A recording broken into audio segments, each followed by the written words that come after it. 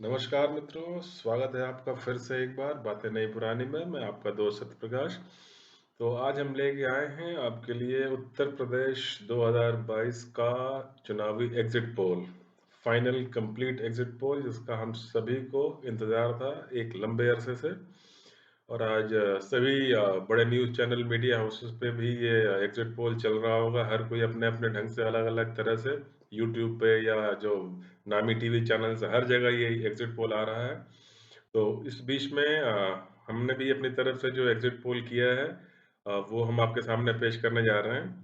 और हमारा कोई बहुत बड़ा मीडिया हाउस नहीं है, बिल्कुल निष्पक्ष, हम लोग फ्रीलांसर हैं। बिल्कुल निष्पक्ष ढंग से जो है, जो हमने देखा, जो सुना, क्षेत्र में जो हमें समझ में आया, वहाँ के लोगों से बात करके, मीडिया की रिपोर्ट्स देख के अपना विश्लेषण, अपनी ऑब्जर्वेशन जो हम देख रहे हैं, जो हमने देखा पिछले अनुभव किया 1 डेढ़ महीने में, सब कुछ वैसे का वैसा हम आपको आंकड़ों के साथ दिखाएंगे, सातों फेज का अलग अलग, एकदम बिल्कुल निष्पक्ष। हम कोई बहुत बड़े मीडिया हाउस की तरह ना किसी के पक्ष में बोलने वाले हैं, ना किसी के खिलाफ में बोलने वाले हैं। जो है जैसा है, आंकड़ों के साथ बिल्कुल सही तस्वीर आपके सामने। तो चलिए, बिना समय गंवाए हम स्टार्ट करते हैं। और हर फेज का अलग अलग विश्लेषण अब आपके सामने स्क्रीन पे ये रहा। तो ये जो भी आप स्क्रीन पे देख रहे हैं सामने, ये है फेज 1 के आंकड़े और उनका एग्जिट पोल, और जो भी जितनी सीटें आने वाली हैं उन सारा हिसाब किताब सामने है। तो जैसा कि हम सभी जानते हैं, फेज 1 वो क्षेत्र है जो सबसे पहले जहाँ पे वोटिंग हुई थी। इसमें जो क्षेत्र आते हैं, मेजर डिस्ट्रिक्ट हैं, वो थे वेस्टर्न यूपी के जो शहरी इलाके हैं, दिल्ली से सटे हुए, जैसे नोएडा, गाजियाबाद, गौतम बुद्ध नगर, मेरठ, बागपत, छपरौली, कैराना इत्यादि। यहाँ पे सबसे पहले वोटिंग हुई थी। इन क्षेत्रों में 58 सीटें हैं, 58 सीट्स। और जैसा कि मैंने अपने पिछले वीडियो में बताया था कि यहाँ पर बीजेपी लगभग लगभग 40 सीट जीत रही है, उस समय के आंकड़ों के हिसाब से जो हमारा अनुमान था। वोट पड़ने के बाद अगर हम उन्हें एनालाइज करें तो देखते हैं कहाँ पे ये मामला ठहरता है जाके। तो आंकड़े आप देख पा रहे होंगे, लेकिन उसके पहले जरा आप हम ये समझ लें कि गणित क्या है इस क्षेत्र का। देखिए दोस्तों, इस क्षेत्र के 58 सीटों पर कुल मिलाकर 47% जो है मुस्लिम्स और जाट मिला के आते हैं, यानी 30% मुसलमान और 17% जाट, ये दोनों मिला के यहाँ 47% होते हैं, 47। उसके बाद जाटव, जो कि मायावती का कोर वोट है वो, और बाकी जो यानी मुस्लिम, जाट और जाटव को छोड़ दिया जाए तो बाकी लोग 39% है, जाटव 14 है। तो जाटव और रेस्ट ऑफ ऑल मिला के हो जाते हैं 53%। अब इसमें जो है बीजेपी और समाजवादी पार्टी के गठबंधन को कितनी कितनी वोटें किस तरफ से जा सकती हैं, ये देख सकते हैं सामने स्क्रीन पर। बीजेपी का जो वोट बैंक है वो इस 39%, जो कि मुस्लिम, जाट और जाटव के अलावा जो लोग बचते हैं, वो लगभग 39% है यूपी में। उस 39% का लगभग लगभग 85%, यानी इसमें ओबीसी, सवर्ण, ये सब लोग आते हैं, तो वो पड़ता है लगभग 34%। 34% वोट यहाँ से बीजेपी को मिल रहा है। उसके अलावा तो जाटव वोट है, यानी जो मायावती का वोट बैंक है, 14%, उसका भी लगभग एक तिहाई, या यूं मान के चलिए लगभग आधा, उसका बीजेपी को मिलता हुआ दिख रहा है। उसके ऊपर जो जाट वोट है 17%, उसका लगभग एक तिहाई वोट भी गया है इस बार बीजेपी को। पिछली बार लगभग 38 से 40% जाट वोट गया था भाजपा को। तो ये सब मिला के जो बीजेपी को यहाँ वोट मिलने का अनुमान है, वो लगभग लगभग 46% तक वोट बीजेपी ले सकती है इन सभी 58 सीटों पर। और जो समाजवादी आरएलडी गठबंधन है, उसे मुस्लिम्स का 85% वोट मिल रहा है, जो कि मुस्लिम यहाँ 30% है, तो उसका 85% यानी कि 25 प्लस जाट वोट आरएलडी और के साथ होने से, और कुछ हद तक किसान आंदोलन में नाराजगी की वजह से लगभग 60% जाट वोट गया है आरएलडी और इनको मिला के। तो 17 का 60% जो है हो जाता है लगभग 10, और 25 35, और कुछ 3-4% यादव भी हैं। कुल मिला के 39% वोट ले रही है समाजवादी पार्टी गठबंधन, 46% वोट ले रही है बीजेपी फर्स्ट फेज में। अगर हम सीटों की बात कर लें तो नीचे जो टेबल मैंने बनाया है वहाँ आप देख सकते हैं 46% वोट के साथ बीजेपी को यहाँ लगभग लगभग 44 सीटें मिलने का अनुमान है 58 सीटों में से। वहीं समाजवादी पार्टी गठबंधन को 39% वोट शेयर के साथ लगभग 10 सीटें मिलने का अनुमान है। बाकी लगभग 10% वोट बसपा को जाता हुआ दिख रहा है और वो 3 सीटें ले सकती है। बाकी कांग्रेस अदर्स 4% 5% के आसपास उनको वोट है, लेकिन सीटें जीतते हुए नहीं दिख रहे वो लोग यहाँ पे। तो पिछली बार इन्हीं 58 सीटों में से लगभग 53 पर भाजपा जीती थी। इस बार कुछ सीटों का नुकसान होता हुआ प्रमुख कारण जो है वो है कुछ हद तक आरएलडी का साथ आना और मुस्लिम वोटों का एक साथ समाजवादी पार्टी की तरफ जाना। पिछली बार मुस्लिम वोट बट गया था काफी हद तक मायावती और समाजवादी पार्टी के बीच में। इस बार वैसा होता हुआ दिख नहीं रहा है। तो इस कारण कुछ फायदा है समाजवादी पार्टी को और वो 39% वोटों के साथ लगभग 10 सीटें यहाँ जीतने में कामयाब हो रहे हैं। तो बीजेपी पिछली बार 53, इस बार 44 और ये रहे आपके सीटों के आंकड़े। 10 समाजवादी पार्टी, 3 बहुजन समाज पार्टी। ये है फेज 1 का जो आंकड़ा था। अब चलिए देखते हैं कि फेज 2 में क्या स्थिति है। फेज 2 में दोस्तों जैसा कि आप स्क्रीन पर देख पा रहे हैं इसमें 55 सीटें आती हैं और जो इसमें क्षेत्र आते हैं वो हैं सहारनपुर, रामपुर, देवबंद, बिजनौर, अमरोहा। ये भी वेस्टर्न यूपी का क्षेत्र है ये सारा। बट ये इस क्षेत्र में मुस्लिम परसेंटेज सबसे अधिक है, मुस्लिम वोट परसेंटेज। यहाँ पे जाट वोट उतना नहीं है जितना कि पहले दौर में हमने देखा था। तो जैसा कि आप देख रहे हैं स्क्रीन पे मुस्लिम लगभग लगभग ओवरऑल देखा जाए तो इस पूरे इन 55 सीटों में लगभग 45% इनकी जनसंख्या है। कहीं कहीं रामपुर वगैरह में 50% से ज़्यादा भी हैं, कहीं 40 कहीं 42 जैसे अमरोहा में। पर लगभग एक औसत 45% मुस्लिम पॉपुलेशन है। और दोस्तों जो ध्रुवीकरण है, जो पोलराइजेशन है, वो सबसे डीप और सबसे स्ट्रांग सबसे तगड़ी पोलराइजेशन ध्रुवीकरण इसी सेकंड फेज में है, दूसरे चरण में, जहाँ 55 सीटें आती हैं। यहाँ अब देख लीजिए, हम देखते हैं कि 45% मुस्लिम वोट, 55% हिंदू वोट, दोनों में कैसी दोनों किधर जा रहे हैं। तो जो 55% हिंदू वोट हैं उसमें से लगभग लगभग 41% हिंदू वोट सीधे तौर पे बीजेपी को मिलता हुआ दिख रहा है। जबकि 13 से 14% यहाँ यहाँ मायावती की बहुजन समाज पार्टी की भी कुछ सपोर्ट है, तो वो उन्हें मिल सकता है। यहाँ सीधा हिंदू और मुस्लिम्स के बीच में हम बात कर रहे हैं क्योंकि ऐसा ही है सेकंड फेज में, पोलराइज्ड है कंप्लीट पूरी तरह से। 55% जो हिंदू हैं उनमें से लगभग 41% आते हुए दिख रहे हैं भाजपा की तरफ। 13-14% हिंदू वोट बैंक, जो दलित वोट बैंक, वो अभी भी बसपा के साथ है, मायावती के साथ। मुस्लिम्स का जो 45% वोट है उसका लगभग 45 में से 36-37% वोट सीधी तौर पे जा रहा है समाजवादी पार्टी और आरएलडी गठबंधन को। बाकी 8-9% वोट थोड़ा बहुत कुछ वैसी की तरफ या कुछ मायावती की तरफ जा सकता है, क्योंकि मायावती ने भी काफी सारे वहाँ मुस्लिम कैंडिडेट्स दिए हैं और कुछ सीटों में साफ तौर पे ऐसा देखने को मिला है कि कुछ वोट जाएगा मायावती की तरफ। तो अगर हम वोट शेयर देखें तो बीजेपी को सीधा तौर पे 41% वोट और वो 28 सीटें जीतती हुई दिख रही हैं। समाजवादी पार्टी गठबंधन को 36% वोट और वो 16 सीटें जीतती हुई दिख रही हैं सेकंड फेज में। मायावती को 13% वोट और वो 6 सीटें जीतती हुई दिख रही हैं। अब इसमें पिछली बार लगभग 38 सीटें जीती थी पिछली बार बीजेपी इस क्षेत्र में।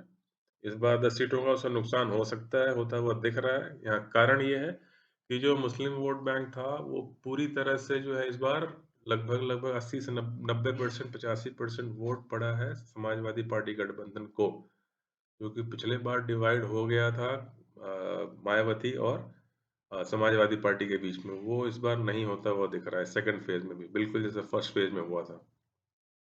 तो ये है सीटों का आंकड़ा सेकंड फेज के लिए। अब चलिए देखते हैं कि थर्ड फेज में क्या स्थिति है। तो दोस्तों जो तीसरा चरण है थर्ड फेज, ये इसमें 59 सीटें आती हैं और जो क्षेत्र हैं इसमें वो पड़ते हैं आपके जैसे शिकोहाबाद, इटावा, टुंडला, फिरोजाबाद, जसवंत नगर आदि, जो कि बेसिकली मुलायम सिंह के परिवार का वो स्ट्रॉन्ग होल्ड है, उनका परिवार का क्षेत्र है। और यादव वोट बैंक काफ़ी अच्छी संख्या में है यहाँ पे, मुसलमान वोट बैंक भी अच्छे खासे तादाद में है। तो यहाँ पे पिछली बार कहीं न कहीं देखिए चाचा शिवपाल यादव के साथ कुछ मनमुटाव थे। अखिलेश यादव के और मुलायम सिंह यादव के साथ भी कुछ उनकी मनमुटाव था। उन्होंने पार्टी का सिंबल अलग कर लिया था, जिस कारण जो है कुछ सीटें जो है बीजेपी यहाँ से अच्छी खासी निकाल ले गई थी। और इस बार क्या है कि परिवार एक है उनका और कहीं न कहीं जो यादव वोट बैंक में जो पारिवारिक एकता आई है, उसका फ़ायदा होता हुआ दिख रहा है इस बार अखिलेश यादव को। और यहाँ पर अगर लगभग 30% के आस-पास यहाँ पे यादव वोट बैंक हैं। इन सारे 59 सीटों को अगर आप कंबाइन करके देखें तो। और मुसलमान लगभग 12 से 13% हैं।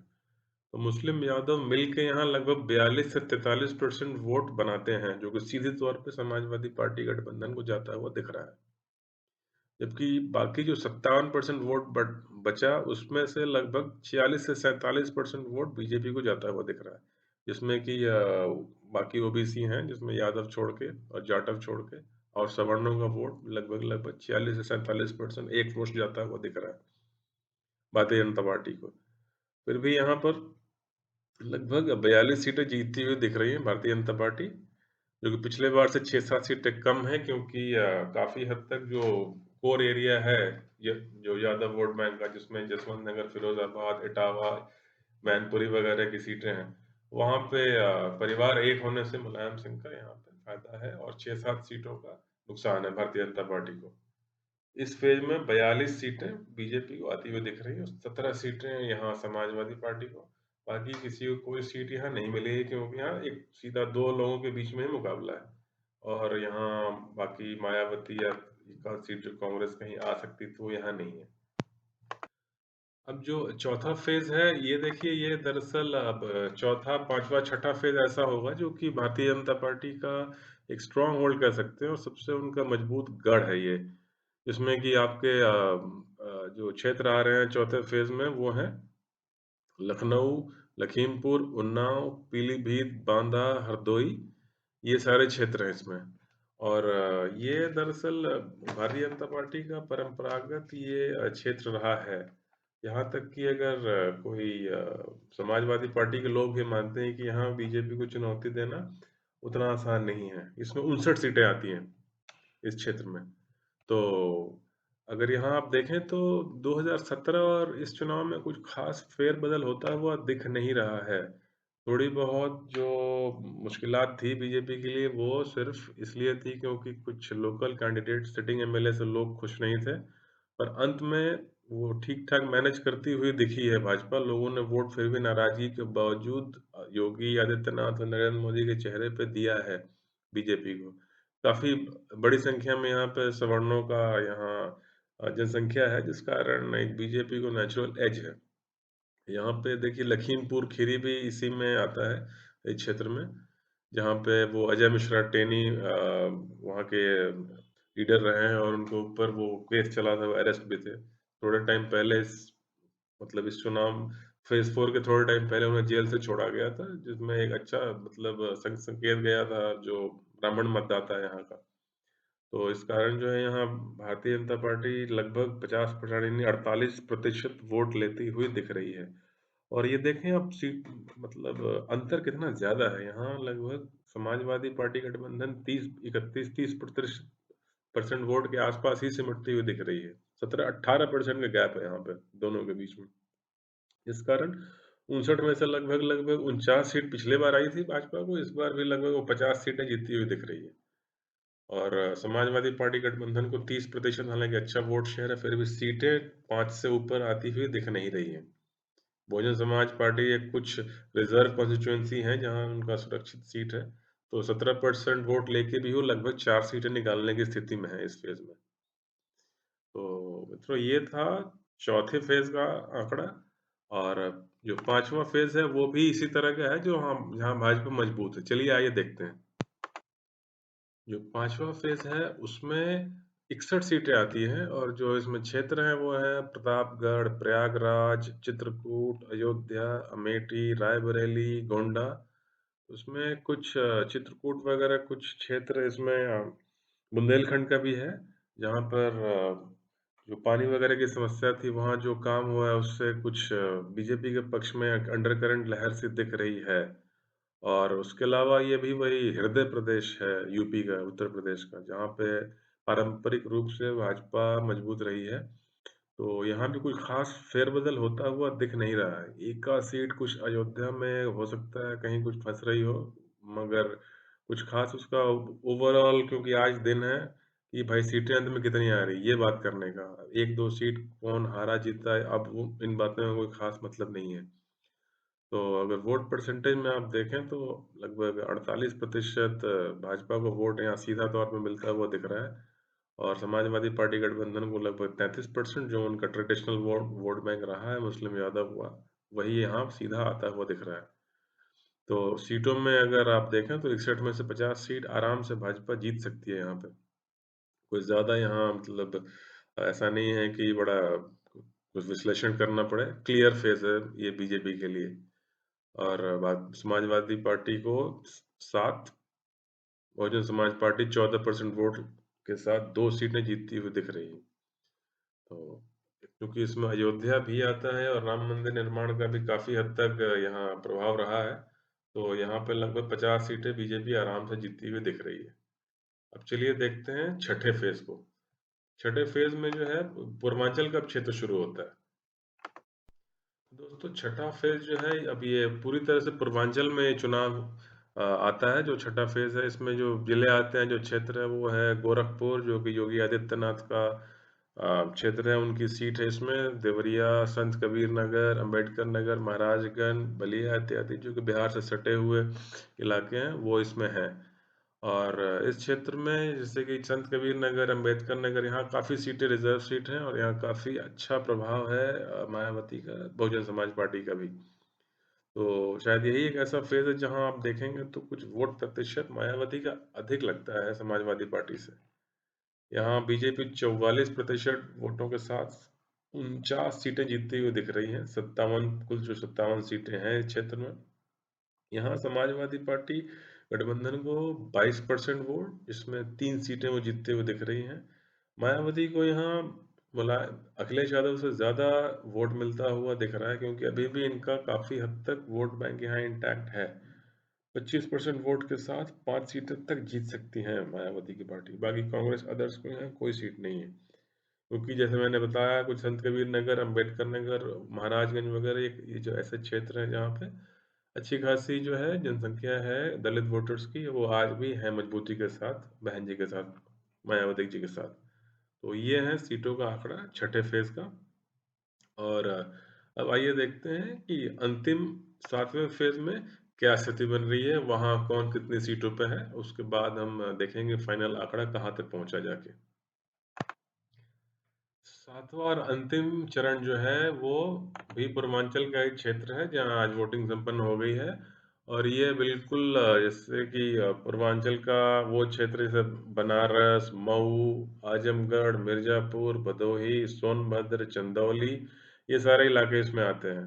बड़ा रोचक फेज है। सबसे रोचक फेज पहले फेज के बाद यही लगता है, क्योंकि देखिए यहाँ पे जितने भी कुछ बाहुबली हैं, कुछ जो नाराज विधायक हैं, या जो भारतीय जनता पार्टी के सहयोगी दल हैं, उन सभी का यही क्षेत्र है। बनारस प्रधानमंत्री मोदी का अपना क्षेत्र रहा है। आजमगढ़ जो कि अखिलेश यादव या उनके परिवार का पारंपरिक एक मजबूत वो गढ़ रहा है। चंदौली, भदोही, सोनभद्र, उसके साथ साथ मऊ भी इसी में आता है, जहाँ से मुख्तार अंसारी वगैरह जो है लड़ते थे और अब उनके बेटे लड़ रहे हैं। फिर ओपी राजभर जो कि काफ़ी सुर्खियों में रहे हैं, उनका क्षेत्र भी इसी 7वें फेज में है। तो यहाँ पर मिर्ज़ापुर वगैरह में काफ़ी सीटें भाजपा ने दे रखी हैं अनुप्रिया पटेल की पार्टी को। तो जो यहाँ वोट और हर तरह की जनसंख्या है, अच्छी खासी संख्या में है। सवर्ण भी हैं, मुस्लिम वोट भी अच्छी खासी तादाद में है। जो ओबीसी का वोट है वो भी है, और जो दलित वोट है, मतलब ऐसा हम नहीं कह सकते किसी वर्ग का यहाँ जनसंख्या काफ़ी अधिक है और किसी का कम है। तो अगर हम वोट परसेंट की बात करें तो यहाँ बीजेपी लगभग 42% वोट पाती हुई दिख रही है, लेकिन सीटें उसे 30 ही मिलेंगी, क्योंकि देखिए अंतर बड़ा कम है। समाजवादी पार्टी को भी यहाँ लगभग-लगभग 37 से 38% वोट है। केवल 4% के आसपास का गैप है दोनों में। इसलिए क्योंकि काफ़ी हद तक यहाँ मुस्लिम जो आबादी है आज़मगढ़ वगैरह में या जो और क्षेत्र हैं वो कंसोलिडेट हुई है और कहीं न जाके वो सिर्फ़ अखिलेश यादव को ही मिल रहा है। थोड़ा बहुत कुछ 2-3% वोट ओपी राजभर के अलग होने से भी अखिलेश यादव को ऐड हुआ है। उनको जुड़ा है आके। तो इसलिए यहाँ 54 सीटों में लगभग 30 सीट के आसपास बीजेपी जीत रही है, 30 तक जीत सकती है। 16 सीटें हमारे अनुमान के हिसाब से यहाँ पर समाजवादी पार्टी जीत सकती है। 4 सीटें बहुजन समाज पार्टी को भी यहाँ मिल सकती हैं क्योंकि उनका भी अच्छा खासा कई-कई जगहों पर जहाँ उनके वोटर हैं केवल उन्हीं के यहाँ पूरा विधानसभा वो निकाल सकते हैं। तो 3 से 4 सीट लगभग 4 सीट हमने दी है। ये मायावती को भी यहाँ मिल सकता है। तो ये देखिए दोस्तों सातों चरण का अलग-अलग हमने आपको विवरण दिया, बिना इधर-उधर की बातें किए कौन क्या है, कौन नाराज़ है क्योंकि अब कौन किस मुद्दे पे वोट कर रहा है, कौन कहाँ जा रहा है, इन बातों का कोई मतलब नहीं है। आज का दिन केवल नंबर्स बताने का, आंकड़े बताने का है। वही मैं आपको बता रहा हूँ, इधर-उधर की बात किए बिना 2 घंटे हम बैठे रहे एग्ज़िट पोल को लेके, कोई मतलब नहीं है।